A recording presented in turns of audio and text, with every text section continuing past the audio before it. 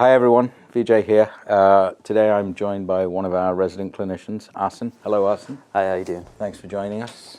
How long have you been here, Ahsen? Been here since August last year, so about 10 months Oh my almost. God, you're old for this organisation. Mind you, we've only been going for 3 years. That seems to be a thing. Everybody keeps going on about, well, we might have only been going for 3 years, but I've been going for 32. Everybody forgets that. Anyway, what world did you come from? The world of sort of general dentistry, composite bonding, veneers. Don't make it sound that good. Relax. No. A bit more enthusiasm. It's not that bad. It's okay, general dentistry. We were all general dentists once. Yeah. It's normal, right? We need our colleagues. We need to work with them. But you sounded quite weary when you said that. Tell me why you sort of rolled your eyes and said, oh, the world of general dentistry. What? It's a life that I don't want to remind myself about. Oh, anymore. right, okay, we've reached that point. It's a dark stage of my life. Okay, what's different here? Difference here is actually making a difference to people's lives, so we're actually helping them. Like we put the patient's interest above our own, we're actually connecting with them. But wait a minute.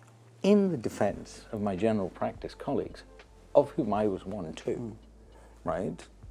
I felt like I made a difference when I was in general practice. Is what you mean that you didn't feel like you had enough time to do things properly and explain things properly, and here you do have that time?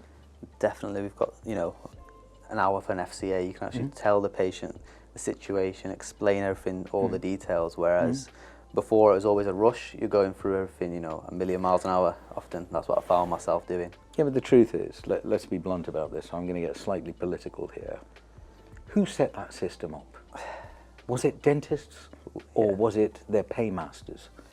The government? The dentists have set it up, really, haven't we? Have we? Have we? Well, the dentists didn't create the UDA system. Yeah, that's true. The government created the UDA system. The dentists, because they want to help patients, went, how do I make this work? Yeah. Oh, I know. I'll see a patient every 10 minutes. Yeah. But it doesn't work. No. Here, though, you get to spend time with them. Do you get to know them as people? Most definitely. You get to know them, you get to speak to them, you get to connect to them on a different way. You find out more about them and what makes them who they are. And when you connect with them, do you find an emotional attachment where you just want to do good things for them and help them and whatever? Yeah, most definitely. You want to, help them as much as you can. You want to make sure they get the best quality treatment out there, and that's with us. So there's another thing that I don't know where this comes from, right? But apparently it's a thing. Dentists driving Ferraris. I don't know many dentists who drive Ferraris, and I don't drive a Ferrari. I can't afford a Ferrari. And this all where teeth are like just this commodity to make money off. You find it odd? Because I find that odd. Yeah, definitely, because none of us here drive Ferraris. None of us here, But surely, if you're intelligent enough to get into dental school, you were intelligent enough to go and work for Goldman Sachs and buy a Ferrari, but you chose to help people rather than buy a Ferrari, right? Yeah, because we wanted to be healthcare professionals and actually make a difference to people's lives. So that's the bit I want to get onto next, right? This healthcare professional thing. Why is that important to you? Because you're making a difference, you're putting people in a better position than they started off in, and you're giving them the care that they need, especially when you're working here. You're looking at the whole picture of the patient's holistic health, really. As a human, forget about the fact you're a qualified medical professional. As a human, when you hear patients articulate to you their fears, their anxieties and their concerns, as a human, can you understand all of them? Yeah. Right, okay. So we're human too. Yeah, we are. That's why, right? And we laugh as much as they do, we cry as much as they do, and I think part of it is, and I remember you in the beginning, right? You came from that other world, and you came and you were quite defensive in your approach, feeling like everyone was out to get you, when the truth is no one gave a shit, really, right? Correct? Yeah, that's true. Right, okay, so where did that come from? That's the bit I want to understand. I think it's the system, that when you're the system. When you're in dental the school. matrix. Essentially, yeah. Right, okay. I've unplugged you from the matrix. UDA matrix that I we're see. stuck in. Okay, fine, okay. You feel like everyone's out to get you, you need to practice defensively, and you've got to just write loads of notes and judge patients that are all here to get you, out to get you. Right, okay. So now that you've been here for nearly 12 months, do you feel like you're no longer chained to the radiator and you can eat whatever you want and go and walk on the grass? Yeah, most definitely. I realise that no one decides to wake up in the morning and let me ruin Ahsen's life today. Okay, because no one does that, Yeah. right? Because they've got better things to think about. Right, okay. And then you work here now, and now you are training other clinicians. Yeah. Tell me something, right? Because I keep hearing about this and it keeps winding me up. Which one of the people you are training are trainees, or are they fully qualified medical professionals who are now being taught how to use new technology, which ain't the same as a trainee? I don't know what a pair of scissors is. They're qualified dentists who are just learning a new set of skills, learning with new technology. They can all do everything. It's just, we're just using so much stuff you don't see out there. That's the problem for them. Did you ever see any of this stuff in your university? No, never saw anything. I think it was, they introduced an intraoral scanner to us. One? Yeah. How many do we have? We've got like 6 downstairs probably. I think. All right, okay, so quite a lot. Yeah. Right, okay, so your university, which university was it? It was Plymouth University. Plymouth University had one, and we have like 40? Yeah. Okay, right, interesting. And do you understand the clinical need to work in the digital workflow? 100%, everything digital is much more predictable and much more safer for our patients as well. And who benefits from this?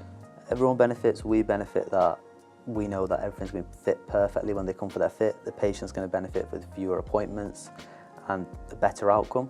Right, so in your own mind, dentistry and digital are the same thing now? Essentially, yeah, you can't do one without the other. Right, okay. Don't you find it astonishing that Plymouth University's only got one intraoral scanner just as you were leaving, which was not that many years ago? Yeah. Do you think they might have 2 by now? Maybe. I don't think I even got... I think I should send them some. Yeah, I don't think I even got to have a go on it. Just in case. I've got some that are like 2 years old. They're like a mobile phone for me. They're just gathering dust in a drawer. They work. They're perfectly good. Maybe we should send them. Do you know what I mean? Do you think they'd accept my gift? Or do you think they'd think, oh, what's he sending us? Yeah, I think they'd probably like, why are you sending us this for? They want to stick to that. They need to learn the analog impressions, that's why.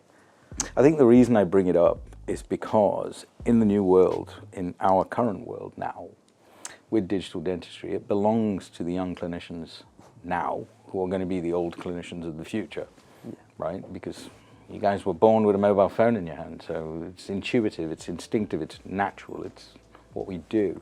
But also, I have this other view, right? So I meet a lot of young clinicians and they're all like depressed, and they're 26, and I'm like, well, what are you moaning about? And they go, oh, it's so bad. And I'm like, wait a minute. We are living in the golden age of technology in dentistry, and you're depressed. Do you know what I had to work with in the 90s? A piece of string and a torch. That's the kind of technology I had to work with. And now you've got intraoral scanners, face scanners, cone beam CT scans where you can measure in 3D. I wasn't moaning with a piece of string and a torch and a ruler. And now you lot, why is everyone your age depressed? Not in here, I'm talking about out there. Why are they all depressed?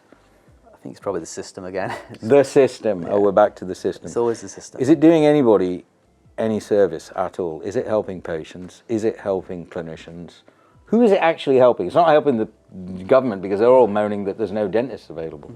It's not helping anyone. It's a broken system, and you're just sort of working your way through, trying to do the best by your patients in a way. But you've got to survive as well. But here, even though we spend more time with the patients, and yes, they pay for it, but then is any healthcare free, or is someone always paying for it, like the taxpayer, for example? Yeah, someone's always paying for it. Okay, so in your own mind, having done this for 12 months, do you believe that what you are doing with your team is as good as it can be with the technology we have available today? Most definitely. I think the technology is constantly changing every time, every month there's like an update, something new's been introduced, something to improve, something to do better, and we're constantly evolving all the time. So that's what the incredible thing is, like the pace at which things change. I'm playing about with a new 5-axis milling machine right now, and I'm having to learn the software again. And then I freaked out after 10 minutes because I went, oh my God, I'm a trainee again. But then I wasn't a trainee 24 hours later because I knew how to use it. So the trainee thing is just a thing of keeping up with. It's like when I get a new mobile phone. So I got a new one the other day. So I was a trainee for about 4 hours. And then after that, it was fine. I could use it. So I don't buy the trainee thing. What gives you the most satisfaction in this job? LTP fit or FCA when we tell the patient the news is a tough one between the two, really, because... Why the LTP fit? You lot are glory hunters, you know that. The surgeons do all the work, right? And then you lot just get to go... I think the LTP fit the patients, I think that the reality hits, they can finally eat what they want, you know, that they can finally have a steak, apples, you know, you have so many patients that bite an apple straight after the appointment, and, you know, they can see, they've come to the end of the journey, they can see the results as well, and so they're just so happy, we're happy, everyone's like hugging each other, you know, it's a really emotional appointment. A patient told me a few weeks ago, I bumped into a patient a few weeks ago, that told me, he said, do you know what, the day after they had the LTP fit, so they'd already gone through the pathway, they'd had prosthetics from surgery, but the day after LTP fit, because they completely forgot that they were wearing fixed prosthetics, they actually went and tried to put their denture in, and it wouldn't fit. I said, right, because no, seriously, I completely forgot. I said, tell me this, how long were you putting that rubbish in your mouth for? 20 years. I said, that's normal. That's normal. But it just for him, he'd habituated into something that's alien for you and me. We don't have a routine in the morning where we clip something into our mouth and walk out. That is just not what we do. And now he's back here. So what does the future look like for you doing this? You want to do this till you die? Yeah. It's a long way away, you know. Yeah. You have to put up with me for all that time. I can't imagine doing anything else, so I'm here to stay, I guess. Right, okay, well that's good. Thank you very much, Ahsen. Thank you for talking to me. Really appreciate it.